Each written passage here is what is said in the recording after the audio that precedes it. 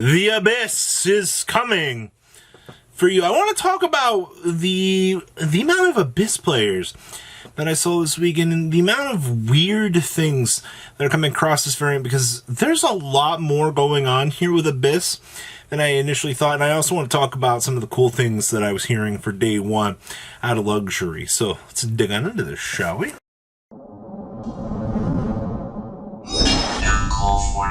Smash share, and crap out, subscribe button so you guys don't miss out on more excellent content. So, yes, later on in the week, I'll talk about the PPG regional, but for now, I want to cover what I've been seeing and hearing here, and sorry, there's not going to be any cool annotations and stuff for this video, because I just want to talk about what I'm seeing so far. So, Sam posted the FTK version of Ogdoadic.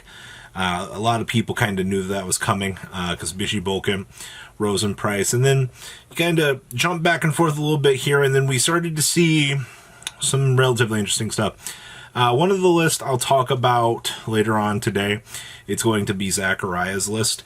He was actually playing a Chaos package with the deck, actually. So that means that the first variant is a Chaos package. It's also playing Alistair the Invoker. So you're basically Chaos Space for White Dragon, Black Dragon Collapse Serpent, which will generate advantage, plus the Snake's Reigns. Alright, so all the standard stuff. And then you have Alistair to give you that little bit of extra oomph on top of it. Because the cool thing is, being able to just discard an Abyss monster to basically go search for a lighter Dark Dragon to kind of start combo is really freaking good. Oh, and did I mention anytime you can get access to Alistair, it's always good. Now, a lot of these versions are just actually splashing in one single invocation. Like, it's 3 Alistair, 3 Meltdown, you know, Terraforming, and then 1 invocation. 8 cards? Hello? I'm splashing in an Invoked package, Mom! I got 8 cards in my deck! It's an Invoked deck now! Oh, man. So, yes, Ogdoadic is actually kind of adapting that mentality of we're pulling from the other archetypes now, and actually it's kind of interesting seeing that Invoked is this. Now, the other versions I've seen are basically just Ogdoadic with Invoked at that point in time. It's basically the same thing minus, you know, the Chaos package. Huh.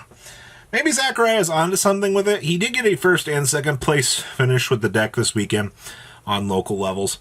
Now, the thing I want to talk about here in terms of Luxury. So, we were eating lunch yesterday, and my friends and I were watching the stream, and we saw this really awesome, I think it was like Ogdoadic with like, there was Striker Dragon, LP, Pisty in this thing.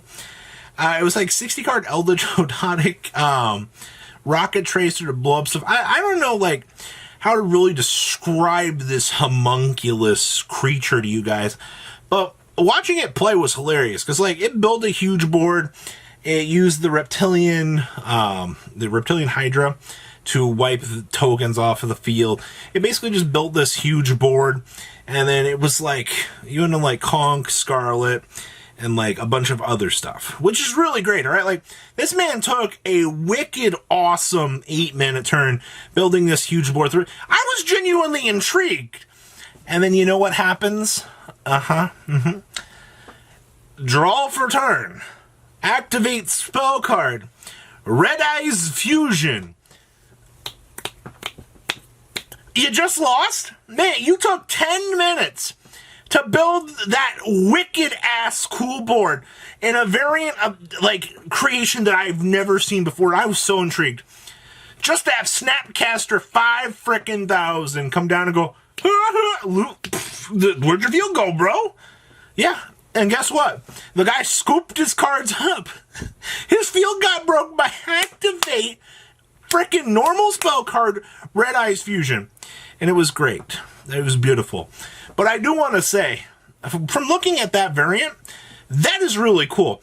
Alright, the Ogdoadic engine did raise the ceiling a lot more than I really initially expected. I knew that we were gonna like try some like cool variants and things like that, and I know that like people are like arguing right now like, yeah, Ash isn't a super high impact card. this point, which means that Snake's Reign's probably going to resolve a lot more than normal, which is fine. Now, you know, we were watching a few more videos at dinner actually today, and I noticed one similar thing in a lot of the replays that my friends were watching on Ogdoadic. You open up Snake's Reign plus Gamma, you're probably going to win the game, right? Am I right? Yeah. Okay, so it's really odd that every replay opened up, you know, Snake's Reign and Gamma on that video, but it's a story for another day, all right? So, yes, frickin' Ogdoadic actually raised the ceiling. I'm excited for what it's opened up for the game, all right, in terms of innovation. Like, this was the level of, like, ceiling raising that we needed for combo extension decks, all right? Like, I'm glad that this engine did stir things up. Well, I mean, people started buying out cards for it, so it means that people are competent. And you have so many cool variants, man. Like, Rocket, Eldritch, Ogdoadic? Hello? Like, Invoked Ogdoadic is what we have at home, right? But we could have the spicy stuff. Now, something else here on unrelated note. I heard that there was a Melodious player this weekend in the Luxury Games tournament. I cannot confirm or deny that. One of my friends just messaged me and said, Robbie, hey, there's a Melodious player playing this weekend. I was like, well, ain't that just weird? All right, like, somebody actually took up the mantle and said, I want to go play Melodious in the 3v3. All right? That's freaking awesome, man. Like, that's exciting. All right? Like, we live to hear things like this. All right? Like, when players play Rogue like this, and they're probably going to find success with it, maybe not necessarily top, but man, that's freaking cool. Like, I was excited for that as well. All right? Like, if you're a Melodious player out there, leave a comment down below and tell me how excited that you are to hear that news, that somebody in the competitive field has taken up the mantle and is trying to do something with the deck. That's freaking awesome. All right, now, the lesser exciting stuff out of the weekend here. Triff came up with a Pendulum Sulfur Cord 6-card combo. I actually haven't watched that yet. I'm actually really happy to see that. That's actually really good news. The collector's rare market is bouncing all over the place right now. We talked about earlier in the day that you are seeing that because Ogdoadic has effectively started to raise that ceiling in the metagame, that everybody's kind of, you know, doing a double take right now and gone, well, I don't want to be caught my pants down, so now they're kind of starting to pick up the Ogdoadic stuff. So when you come through and you have an event like Luxury, even if people don't want to say, hey, it's super competitive, that's fine, but players are still going to look at the results, and they're going to start taking things from this and start going, oh, maybe we should look at these results and give them something, because, you know, even if, like, what is it, 70 some teams, what, like 200 plus players, 240 players, maybe I'm wrong about that, maybe I can't math, maybe it's like 180 or something like that, doesn't matter, all right? When you have that many players in attendance, you are seeing heads turn with this. It is kind of worth noting. On the downside here, though, Reptilian Hydra, it's Sovar. Ugh, that's so bad. So, hey, genuine good news. Meta is shifting because of Ogdoadic. We might see an Ash Blossom push back into the metagame. I think that's the thing I'm genuinely most interested to see is where will Ash Blossom's impact in the meta lie, because we now have something as good as Ogdoadic in the format.